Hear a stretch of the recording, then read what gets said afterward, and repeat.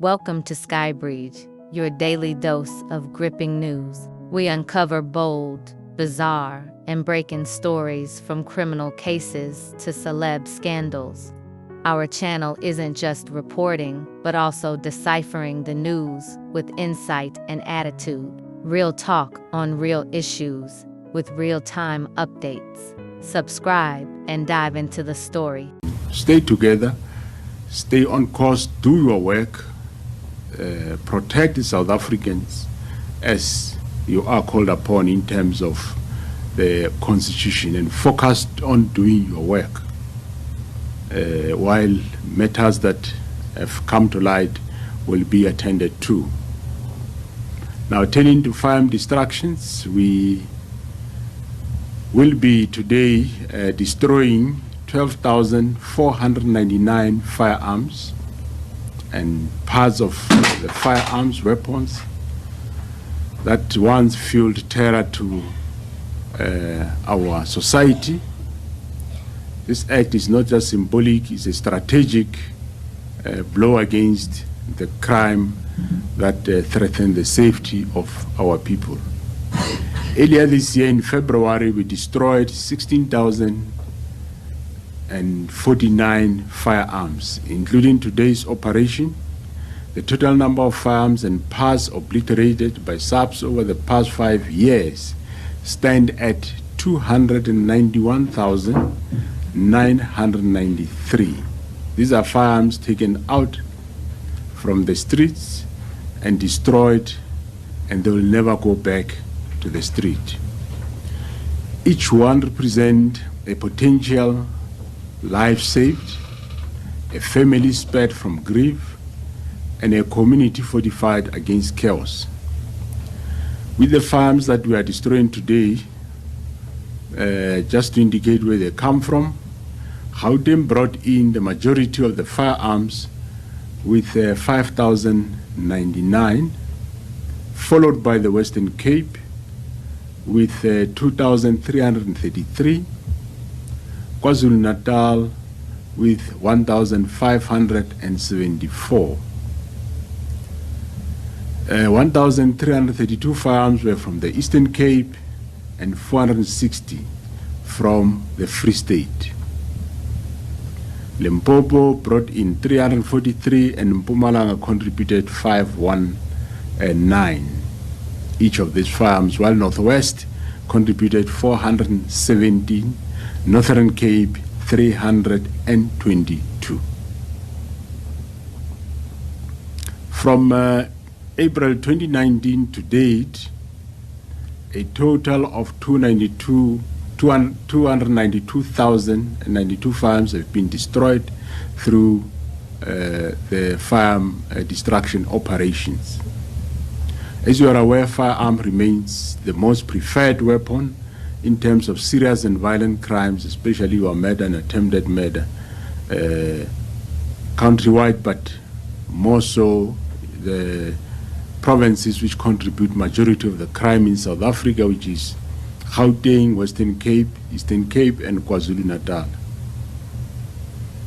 Through Operation Chanela, we are seizing not less than 100 firearms per week, and in the last 7 days, 106 firearms were seized. In the previous week, of which 115 firearms were seized, and with a week before, it was 102 firearms that were seized.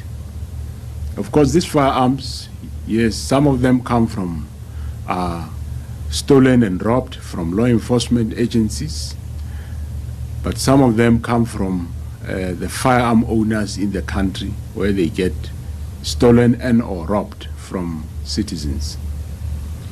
We remain resolute and focused on our targeted operations to completely remove these firearms from the hands of communities, especially young people.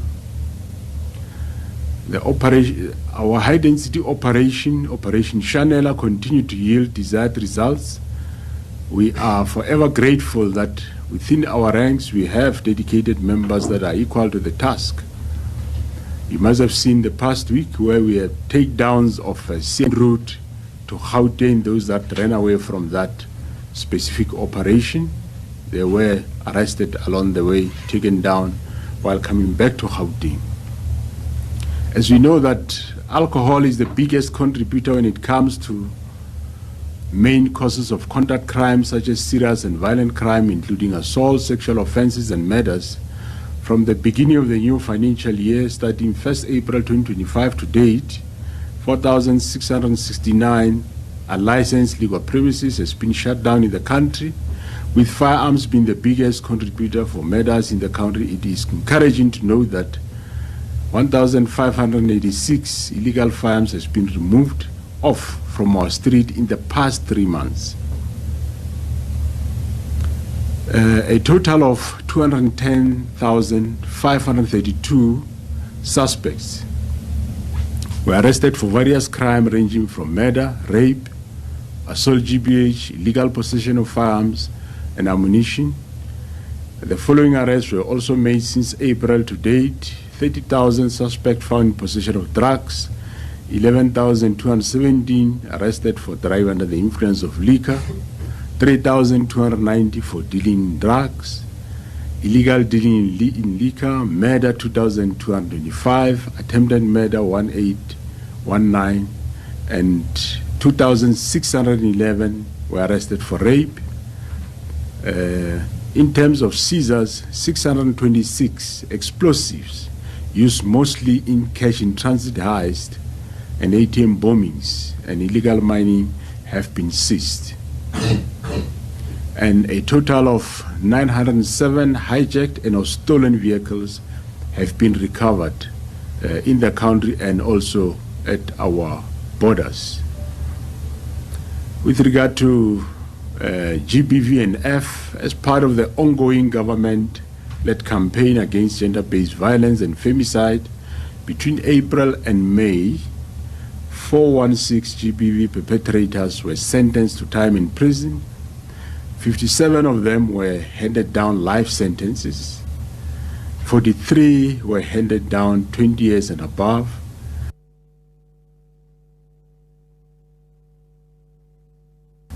While 193 were handed down 1 to 9 years imprisonment. But I must, however, indicate that these sentences are not for crimes committed between April and May and June this year. It varies, it comes quite a long way, but these cases were finalized during this specific period. And turning to crime intelligence, crime intelligence remains a cornerstone of South African police service in terms of providing proactive and reactive intelligence to prevent crime, especially organized crime, including resource allocation to safeguard national security. Its effectiveness directly impacts the SAP's ability to combat escalating crime threats. Following the arrest of the Divisional Commissioner of Crime Intelligence, Lieutenant General Khumalo, and 6 others on Thursday, 26th of June to date, the Human Resource Division of the SAPS has processed the matter in line with the SAPS disciplinary regulations of 2016. All 7 these senior officers has been temporarily transferred out of the Division Crime Intelligence, pending more information which we have requested from IDEC that will indicate to us as to what further course of action we can do. With that said, ladies and gentlemen, let me take the opportunity to announce that the Acting Divisional Commissioner for Crime Intelligence for now will be Major General Solomon Makatu. Major General Makatu is the current head of the Directorate for Priority Crime Investigation, also known as the Hawks, in the Western Cape. He brings to this position a wealth of experience and knowledge in the intelligence and detective space, with 36 years service in both environments in SAPS. He holds a BTech degree in policing as well as National Diploma in Police Administration. We have full confidence in Major General Makgatu, and we trust that his leadership will enhance efficiency and maintain stability within crime intelligence. On conclusion, ladies and gentlemen, we remain resolute and will give Major General Makgatu the support, together with senior managers that are in that environment.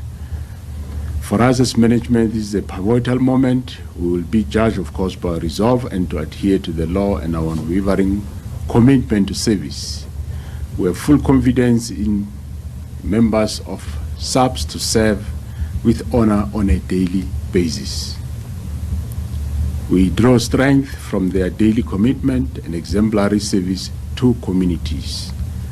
This is the time to not to divide, but to stand together and fight crime together. I thank you.